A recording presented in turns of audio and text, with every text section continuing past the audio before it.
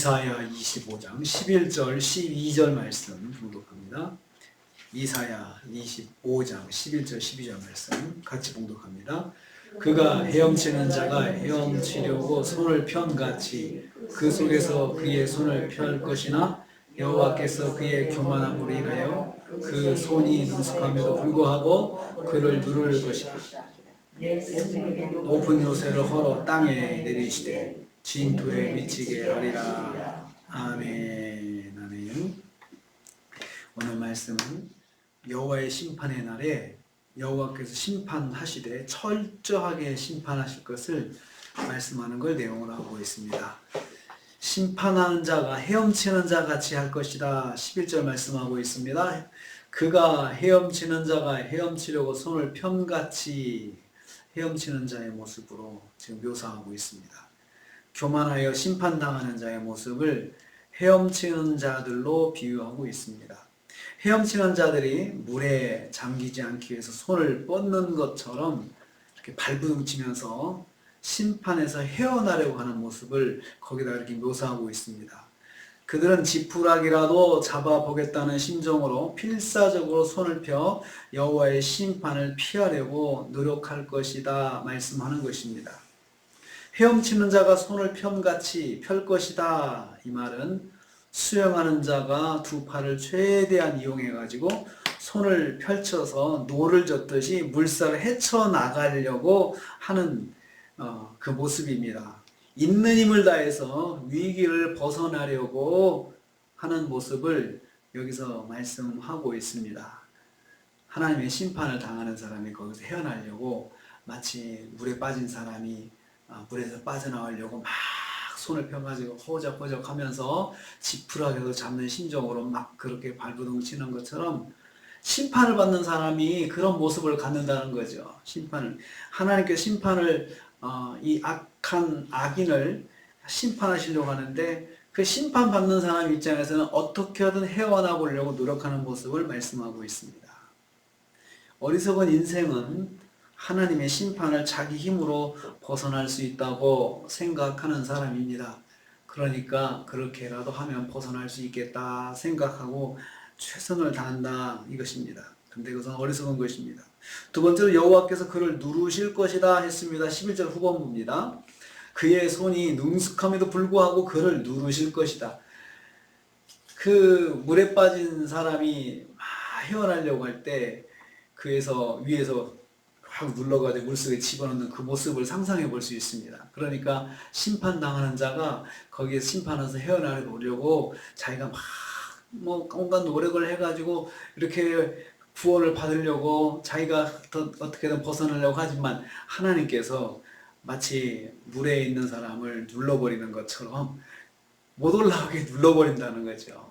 그러니까 하나님께서 심판하시되 하나님의 심판은 우리가 이사야에서 묵상한 것처럼 철저한 심판인데 어느 정도냐? 발부둥치는 사람도 그냥 눌러버리신다는 거죠. 자비를 베풀지 않고 그냥 눌러버리신다. 얼마나 무서운 말씀입니까? 그러니까 하나님께서 경고하시고 하나님께서 선지자를 통해서 말씀하시고 말씀을 통해서 말씀하시고 그럴 때 돌아서야 된다는 거예요. 왜냐하면 일단 심판이 시작이 되면 조금이라도 봐주는 게 없으신 거예요. 철저하게.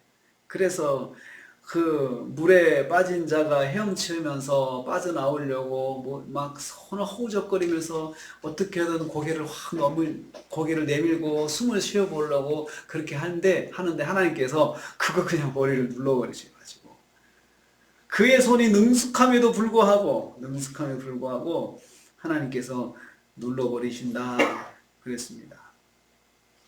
심판당하는 자의 죄는 교만입니다. 여기서 교만은 자기 자리를 만족스럽게 생각하지 않고 하나님의 자리를 넘보는 교만을 말합니다.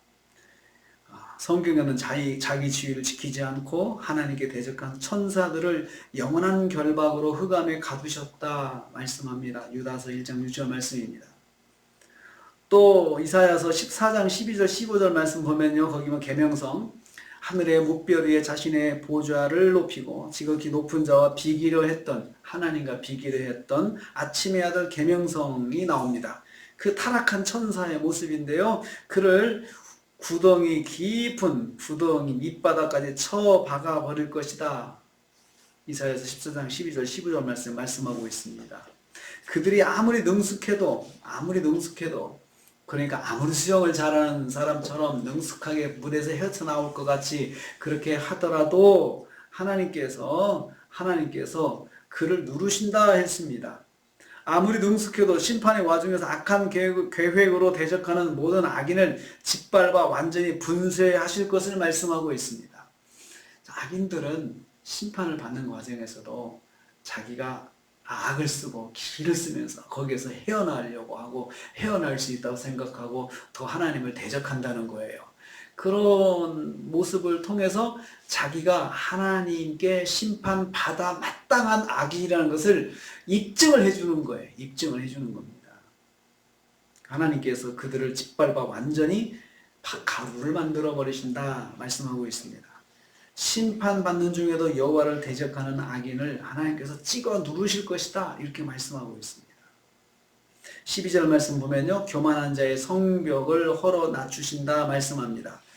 너의 성벽 위에 있는 높은 요새라고 하는 말은 문자적으로 이스라엘을 집요하게 괴롭히는 모압을 말합니다. 모압이 높은 성벽을 쌓아놓고 자기가 자기를 방어하려고 하는 그 모습을 말씀하고 있는데요. 영적으로는 성도를 지속적으로 괴롭게 하는 자들의 모습입니다. 그들은 접근 불가의 완벽한 요새를 세우고 하나님을 대적하며 자기만의 세상을 만들어 갑니다. 그래서 높은 요새, 성벽의 높은 요새를 만들어 놓고 이렇게 그들은 대적하지만 거기에서 자기들만의 세상을 만들지만 하나님께서 헐어 땅에 내리신다. 헐어서 그 요새를 헐어가지고 땅하고 평평하게 똑같이 수평으로 만들어줘. 가루를 만들어줘. 땅하고 똑같이 땅하고 평행을 이루도록 하나님께서 만드신다는 그런 말씀입니다. 그들은 접근 불가의 완벽한 요새를 세우고 하나님을 대적하며 자기들만의 세상을 만들어 갔습니다. 아수르와 바벨론 제국과 그리고 헬라 제국과 로마 제국들이 그랬습니다.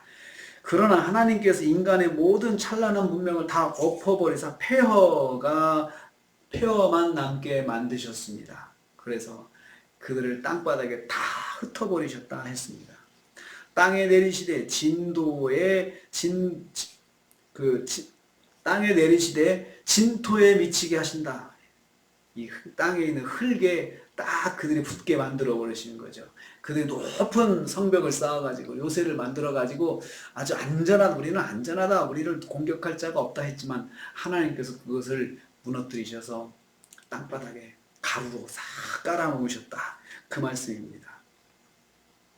여호와께서 파괴하신 성벽이 땅바닥에 뿌려지듯이 여호와께서 인간의 교만을 철저하게 허물어 버리실 것을 말씀하고 있습니다.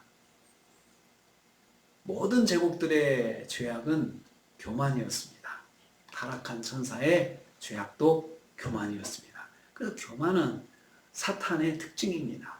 그래서 교만한 모습은 우리가 조금이라도 교만한 것은 자꾸 마귀를 흉내내는 거예요. 모방하는 거죠. 죄는 모양이라도 가지지 말라고 말씀하셨는데 그 작은 교만은 빨리 회개해야 될 게 뭐냐면 그것이 마귀를 흉내내는 거예요. 하나님이 정말 싫어하시는 거거든요. 그 교만 때문에 이렇게 엄청난 심판을 받고 있는 이 모습을 우리가 보면서 생각해야 합니다. 여호와께서 교만한 자의 교만을 땅에 뿌리치신다. 땅에 완전히 뿌리치신다. 교만을 얼마나 하나님이 싫어하시는지 여기서 볼 수가 있습니다. 너 아침의 아들 계명성이 어찌 그리 하늘에서 떨어졌으며 너 열국을 엎은 자의 어찌 그리 땅에 찍혔는고. 하나님께서 그렇게 땅바닥에 확 처박히도록 심판하시고 그 교만한 계명성 천사를 그렇게 심판하셨습니다. 우리 또 하루를 시작합니다. 심판받는 자의 모습 너무나도 처참하죠. 조금이라도 살아보려고 바둥바둥 하는 것을 하나님께서 못 보시고 그냥 눌러버리신다고 하시잖아요. 안 봐주세요. 절대로 안 봐주세요. 왜 그렇게 심판을 받았습니까? 교만 때문에 받았습니다. 교만 때문에. 나라도 교만하면 망하고 한 개인도 교만하면 망합니다. 큰 제국도 교만해서 멸망받은 것처럼 그렇습니다. 그러므로 우리는 하나님 앞에 겸손해야 합니다. 교만해서는 안 됩니다. 조금이라도 교만은 모양도 가지지 말고 하나님 앞에 철저하게 회개하며 그리고 항상 겸손해야 됩니다. 주님 은혜입니다. 주님 덕분입니다. 주님께 영광입니다. 주님 영광 받으십시오. 이렇게 하면서 하나님께 다 영광을 돌리고 하나님을 영화롭게 하는 삶을 살아야 우리가 작은 거라도 넘어지지 않습니다. 오늘 하루 저와 여러분이 교만은 흉내도 내지 말고 겸손하게 또 하나님 앞에서 사시는 저와 여러분 되시기를 주님의 이름으로 축복합니다. 주님 감사합니다.